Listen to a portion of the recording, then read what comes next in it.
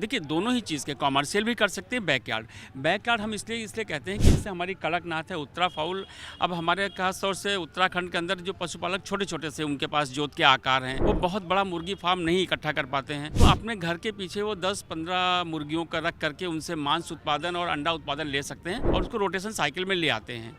इसलिए बैकयार्ड में रखते हैं उसको हमें, उनके अपने आय बढ़ा लेते हैं इससे। उत्तरा फाउल की विशेषता ये है कि एक तो उत्तराखंड की हमने यहाँ से किया है और इसके अगर आप इसको जो इसके पंजे हैं देखेंगे, पंजे में फेदर्स हैं इसके हैं।